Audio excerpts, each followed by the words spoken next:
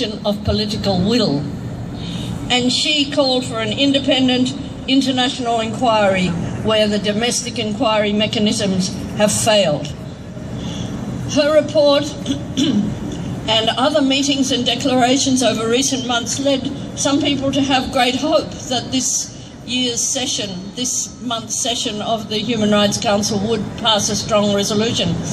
And you may remember that during the CHOGM meeting last year, which the Canadian Prime Minister very courageously boycotted, along with India, at that CHOGM meeting, the British Prime Minister David Cameron said categorically, clearly and definitely, that if the Sri Lankan government had not achieved a credible investigation by March, he would be calling for an immediate international investigation at the Human Rights Council. But it seems that he's backed away from these words because the United Kingdom has joined the United States in putting forward a resolution which, although it does mention the need for international investigation, puts it somewhere in the future, maybe, and calls for another report to be given in 18 months. So that's until September 2015 before the matter would be considered again. This is too long, especially considering what I said earlier in my remarks this afternoon about the ongoing process, the colonisation and the changes that are going on the ground. A referendum that takes place sometime after 18 months from now is too late. Something has to happen far before then.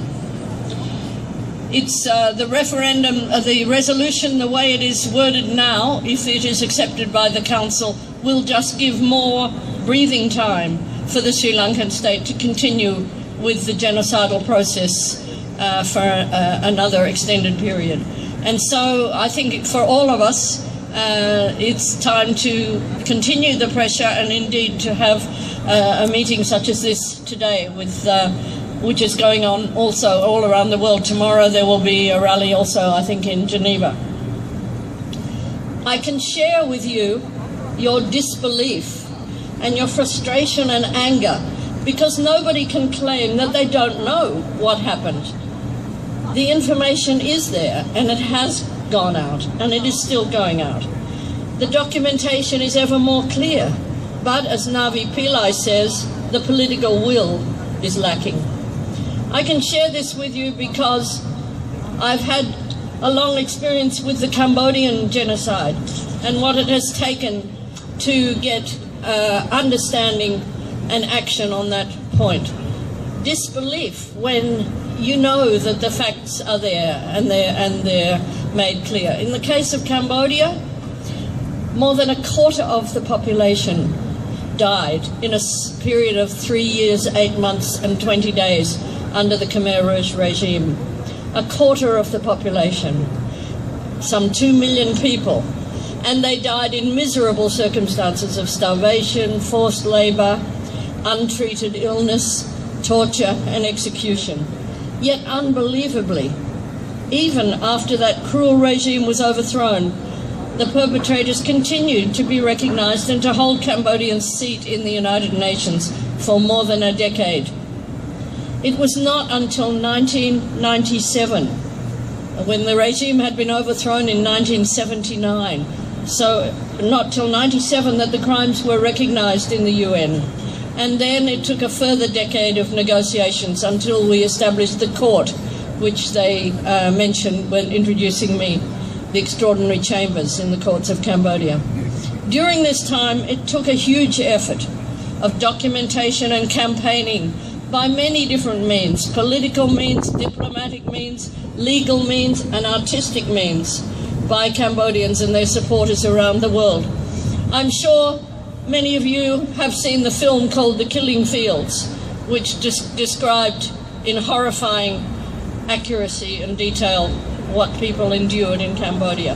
This had a huge impact on international public opinion. In the case of the genocide against the Eelam Tamil people, you have a huge advantage in the strength, resilience and resourcefulness of your people. Both those back home who are bravely standing up and you, the 1.2 million Tamils in the diaspora, you have the power to do something. And you are indeed exercising that power as we see today. In addition, compared to the situation for Cambodia, international justice has moved forward considerably in the years. In the 1970s, there were no international courts. There were no international criminal tribunals. Nobody ever thought that leaders of states would be standing in the dock to face their crimes, but they are indeed today. And mechanisms such as the Permanent People's Tribunal that I was involved in, the documentation projects like the Island of Impunity, or the internet, the power that the internet gives you now for instant communication and information sharing around the world. I think you have tremendous advantages over the situation we had in the 1980s with regard to Cambodia. So my message today, on behalf of my fellow judges from Bremen and Dublin, is that you have every reason to believe you can achieve justice. And we hope that our work can support you in this cause. In our judgment, which I hope some of you have today and which I hope is very soon to appear, translated in Tamil and Sinhala and other languages, we concluded our judgment with these words, and I'd like to end my remarks today by reading this to you. May the above recommendations accompany the victims of the genocide and the organizations that support them through the very difficult time needed to mobilize the civil societies where they live and transform into realities their hopes for full human rights. Thank you.